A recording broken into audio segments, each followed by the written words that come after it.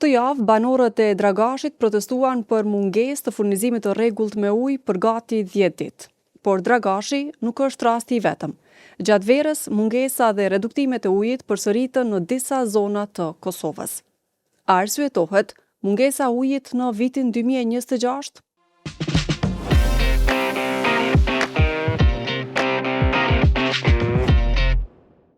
Për problemet me sigurinë ujore të Kosovës do të flasim në këtë episod të podcastit 5 pyetje me ekspertin e ujrave Skënder Bublakun. Përshëndetje dhe mirë se erdhët, zotri Bublakun. Përshëndetje dhe faleminderit për ftesën. Edhe në fillim e përmende rastin e protestës të kësaj jave të banorëve të Dragashit, por mungesa e ujit po përsëritet pothuajse në secilin sezon të verës në Kosovë. A kemi mungesë të ujit në këtë rast që po përsëritet ky rast apo menaxhim jo të duhur të sistemit? Besoj që do të më analizu në disa drejtime, edhe është pak më komplekse situata se që mendojmë thjesht. Nëse shohim si resurs ujor, resurset ujore të Kosovës, pavarësisht se janë limituar, na garantojnë furnizim të ujit pijes. Nuk është asnjë problem, domethënë sa i përket. Në krejt Kosovën sasitë që mund të konsumohen për ujit pijes janë diku në 4 metra kub sekond ose 5 maksimumi, ndërsa rrjedhjet vjetore ne i kemi rreth 120 metra kub. Pra, është një sasi relativisht e vogël krahasim me resurset që i kemi. Çka e bën problematike furnizimin me ujë, e sidomos gjatë verës, lidhet kryesisht në disa rajone të cilat furnizimin me ujë e kanë kryesisht nga resurset ujore që kanë lëvizje gjatë verës, po flasim, ose kanë marrje direkte nga ujrat e lumeve, apo nga ujrat nëntoksore, të cilat reflektohen masandej në kapacitetin e tyre në sezonin e verës. Pra, nëse gjatë periudhës mesatare kanë mjaftueshëm, gjatë verës, po flasim gjatë sezonit së verës korrekt gusht shtator, këto resurse ujore që janë direkt pa akumulime, po flasim, nuk garantojnë sasinë minimale të ujit që është e nevojshme me pas. Kësaj shtohen edhe disa elemente tjera. Menaxhimi është një problem serioz, mendoj që duhet më marrë, çdo qeveri duhet më marrë, çdo institucion që ka përgjegjësi në administrimin e ujrave, sepse humbjet e ujit janë relativisht mëdha. Në nivel vendi, shkalla humbjeve është mbi 55%. Kësaj shtojmë edhe problemet që gjatë verës kemi shpenzimet të pakontrollume që lidhen kryesisht me ujitje, po flasim, kërkuan në botë nuk dizajnohet një ujësellës me i plotsu kriteret e ujitjes kur është për pije. Pra, edhe lumin nëse e vendosim në tuba, thjesht është problem.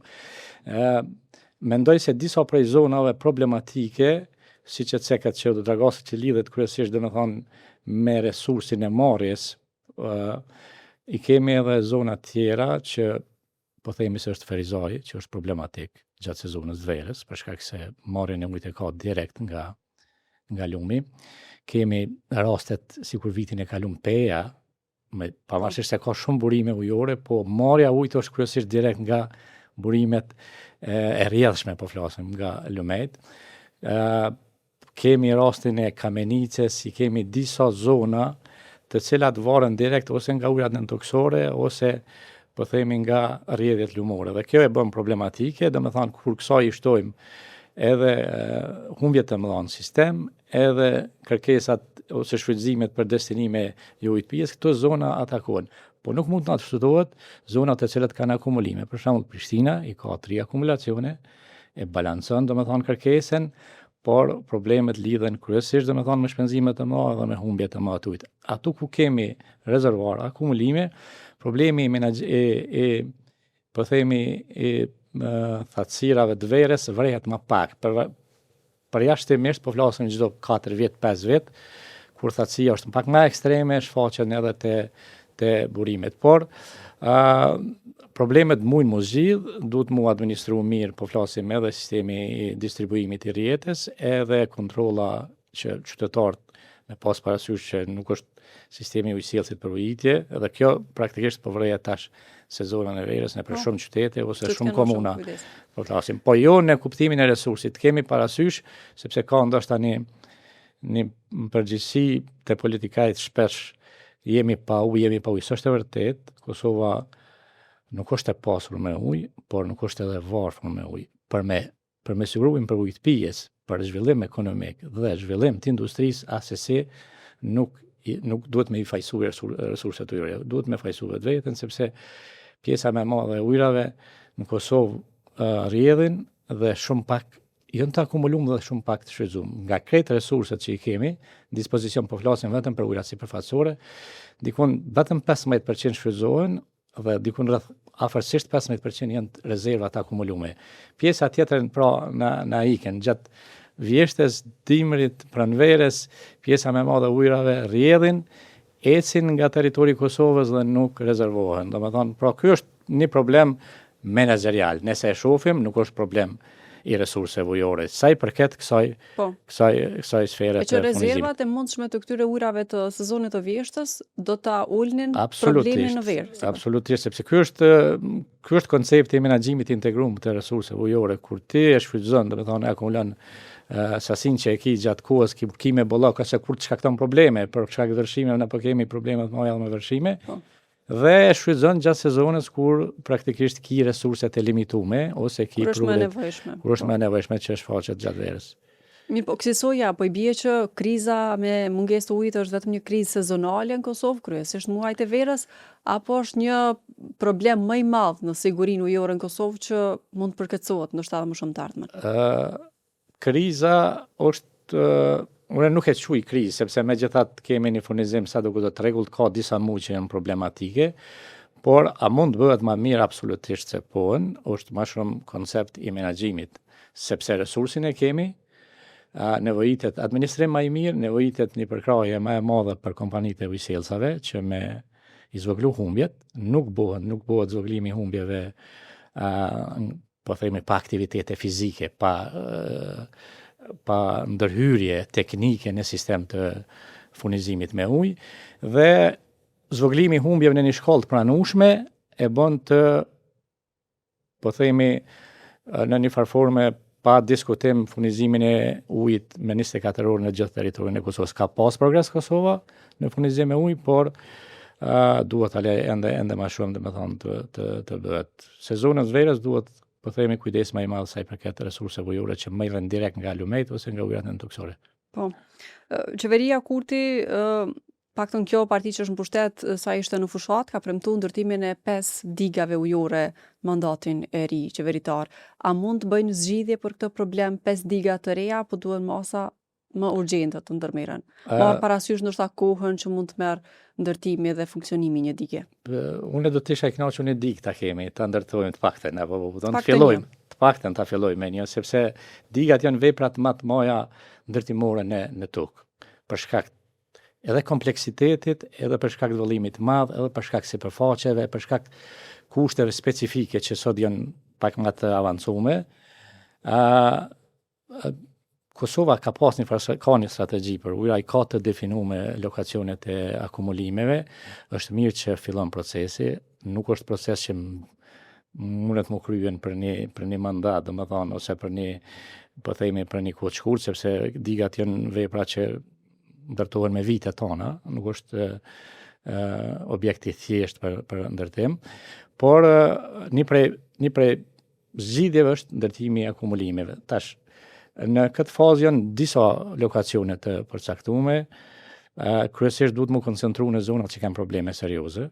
Në këtë rast po flasim janë dy, mendoj, zona qendrore e Kosovës është edhe me resurse më limituar, edhe problemet janë më të koncentruara, edhe popullsia është më e koncentruar, ekonomia, industria, kështu që realisht ideja që të ndërtojmë në një digë në Pollat, për mendimin tim është prioritet, për shkak se është një alternativë shumë e mirë akumulimeve tjera që i kemi për rreth Prishtinës.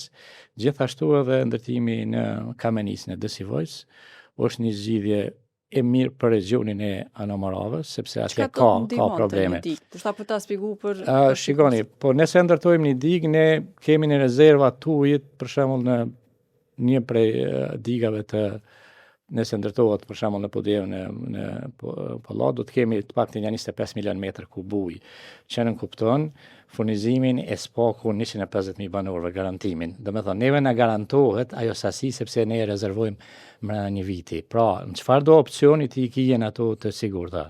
Gjithashtu edhe po flasim edhe për pjesën e Desivoqës ku ajo zonë është problematike. Pra, e rrisim kapacitetin rezervues të ujit. Pra, në rastet e ekstremeve, në rastet e fatkeqësive natyrore, në rastet e thatësive të maja, ne i kemi rezerven, pra dhe edhe nëse i kemi këtë plotësume, një shtet duhet me pas rezerva më të madhe se kërkesat e ujit. Pra, gjithsesi duhet me pas rezerva më të madhe se kërkesat aktuale, sepse gjithsesi sezonat edhe ndrimet klimatike ne po i shohim që janë prezente, reflektimi parë ka me qenë te uji, për temperatura dhe ujë janë dy elemente që kanë me ndikuar, ndikun ka me pas shumë më shumë, ndikun më pak. Kështu që rezervimet ose krimi akumulimeve artificiale, rezervuarve artificial është zgjidhja afatgjate dhe qëndrueshme e Kosovës. Nuk duhet politikajt me vrapu thjesht pas një ndërtimit një ujësillësi në përfushata, po duhet mu koncentru projekte madhore. Kosova nuk mundet me zgjidhë problemet e ujrave nëse nuk bën projekte madhore, sikurse në infrastrukturë tjetër. Pra, projektet madhore e ndërtimi digave.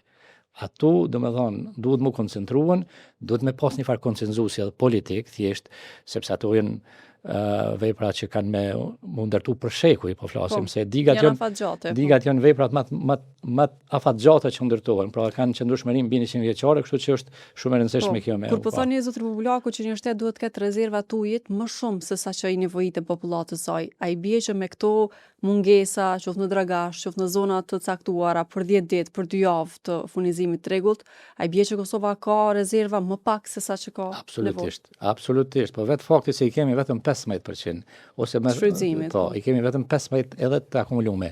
Ne i kemi dikun 3.5 miliard metër kub ujë që rrjedhin, ndërsa i kemi të akumulume rreth 500 milion. Pra, po flasim që ne nuk e kemi të paktën 1/3 e ujit të rezervuar, nëse nuk e kemi një pjesë më të madhe, 1/3 e ujit ta kemi. Arrim shifrën 30%, nga 15-30, nga 500 milion metër kub të arrim në 1 miliard. Dhe atëherë ti ki siguri për bujqësi, ki siguri për ekonomi, mos flasim për ujit pije, sepse e thash, komponente e ujit pijes është ka njerë thamë është e torshme të diskutojmë në asot që nuk kemi ujë në 2026. A përbën edhe një element të sigurisë nacionale? Absolutisht, dhe me thonë, ndërtimi e sistemeve tjera, akumulimeve tjera, pavarësisht kostove që mund kena, na po vendosim parën në disa sektor që në tash nuk janë shumë të rëndësishme, po i lojmë ata të rëndësishmit, e rritë sigurinë nacionale, e rritë sigurinë të furnizimit për industri. Ne bujqësinë e kemi ende në nivele shumë të ulta, pa ujitje bujqësia nuk zhvillohet, nuk ka produktivitet.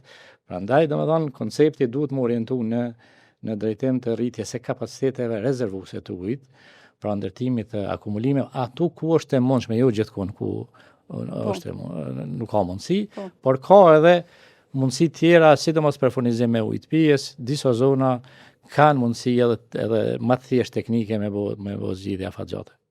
Disa prej rasteve kur banorët lajmërohen për ndërprerje të ujit, arsyetimet e kompanive rajonale të ujësjellseve janë turbullira në Lom apo në Liçen, prishje në Rjet, ishte rasti para 2 viteve nëse zgabomi vlerave të larta të manganit në Badovc. Arsyetohen këto probleme në vitin 2026, sepse ka shpesh herë dhe indinjat tek qytetarët çysh ndodh në këtë vit të hap qezmën dhe të mos kesh ujë. Shiko, probleme teknike ka çdo kohë edhe në vendet më të zhvilluara, po flasim, domethënë teknikisht sistemet kanë defekte që shfaqen her pas here, është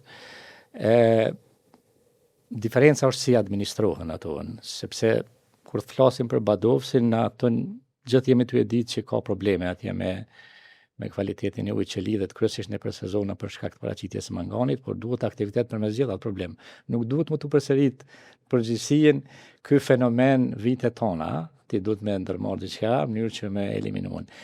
E dyta, ajo që po them, krijimi rezervave na mundson që në çfarëdo opsioni kur keti probleme serioze, po flasim në burime ujore, me pas alternativa, sot për shembull edhe Prishtina vun për ujë. Në disa zona kanë me pas probleme edhe ma theksume në vitet e ardhshme, sepse po zhvillohet qyteti ndërsa infrastruktura është jashtë kapaciteteve me përcjell po themi fushatën e ndërtimeve. Pra duhet me zhvillu infrastrukturën edhe të ujit, sepse ti ndërtimet i bën, por nuk e ujë.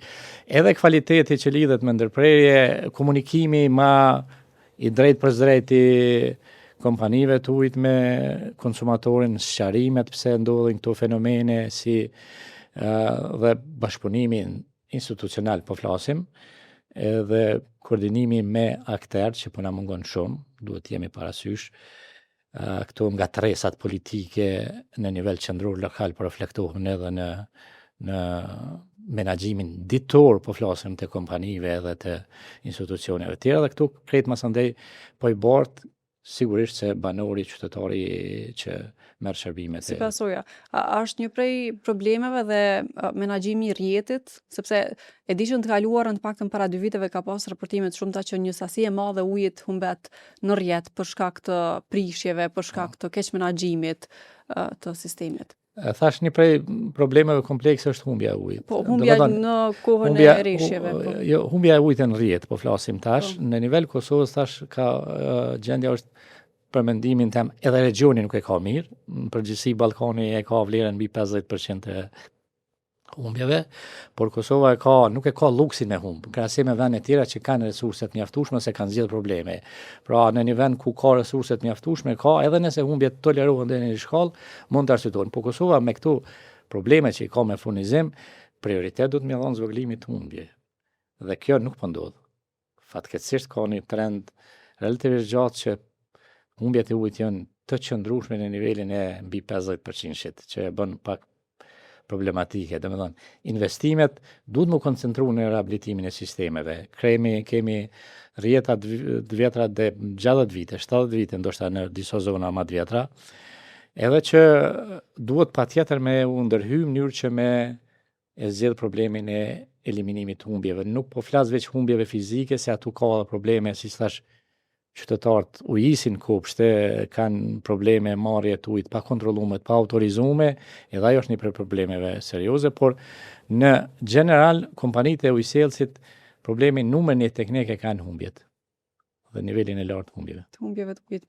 Dhe si çështje të fundit, zotri Bublaku, po besoj që keni parë ditëve të fundit që presidenti i Serbisë Aleksandar Vučić ka deklaruar që Serbia po shqyrton ndryshimin e rrjedhës së Ibrit që furnizon këtë rast edhe liçenin e Ujmanit. Sa është real ky si problem për sigurinë ujore të Kosovës dhe si do ta ndikonte, ndoshta hipotetikisht po flasim, nëse veç ndodh një ndryshim i tillë, si do ta ndikonte furnizimin me ujë në Kosovë? Është hipotetike, mendoj është politike, është një lloj tipi presionit që mund t'i bëhet Kosovës. Besoj se 2 shtete që kanë synim me shku në Evropë edhe drejt Bashkimit Evropian nuk duhet këto çështje as të diskutohen ose të futen në një rendite, sepse besoj se ka regulative evropiane për menaxhimin ndërkufitor të ujrave dhe moscenimin e ujrave që shfrytëzohen nga vendet fqinje që pra në asnjë koncept regulatives që shfrytëzohet, po flasim në botë, nuk lejohet që të bëhet devijimi i lumeve, sidomos kur ke të ndërtuar një infrastrukturë specifike që furnizon me ujë një numër të madh banorëve, atu nuk kemi, janë gjitha komunitetet që furnizohen me ujë nga Ujmani, e që ka një industri që varet prej saj dhe ka një bujqësi që është e lidhur me këtë vjetë. Pra, unë nuk e shoh ka dhe një sistem energjetik. Edhe një sistem energjetik, dhe nuk e shoh, domethënë, si problem specifik real ose diçka që pritet me ndodh, por që mendoj se Kosova duhet me qenë shumë e kujdesshme, me monitoru, sepse domethënë hipotetikisht nëse ndodh diçka e tillë, në një farforme gjymtohet një pjesë e infrastrukturës së ujit Kosovës, e cila e përfshin pothuajse pjesën më të madhe të Kosovës qendrore, pra prej furnizimit me ujë deri aja. Nuk e besoj atë teori, besoj që është më shumë çështje politike dhe brendshme brenda, por që ne duhet jemi relativisht kujdesshëm sa i përket monitorimit të kësaj situate. Duhet vetëm një vëzhgim monitorim politik në këtë rast, apo Unë- edhe ndoshta i profesionistëve të ujit për ndaljen Unë e mendoj se aktorët tonë politik duhet koordinohen mirë me po flasim me Bashkimin Evropian, sigurisht konsultohen edhe me ekspertë sa i përket kësaj çështje, po përgjithësi unë besoj që është kjo një flusk e presidentit Serbisë, në mënyrë që të ketë një lloj presioni, po themi, ndaj Kosovës në këtë drejtim. Sepse sipas jush ka mekanizma ndërkombëtar që Po, unë e thash, do të ishte e turshme edhe për vetë serbt e gjeneratat të ardhshme, nëse do ta mendonin diçka të tilla, kur ne bashkëria si dy shtete po dojmë të hyjmë në Evropë, e Evropa ka rregulla rigoroze në këtë drejtim, nuk e di se si mund të tolerohet kjo, besoj që është e pa diskutueshme. Shumë faleminderit për kohën dhe bisedën, zotëri Bublako. Faleminderit edhe juve. Shikues dhe dëgjues të Radios Evropa e Lirë, ishte edhe ky episodi i kësaj jave i podcastit 5 pyetje. Shihemi dhe dëgjohemi të shtunën e radhës.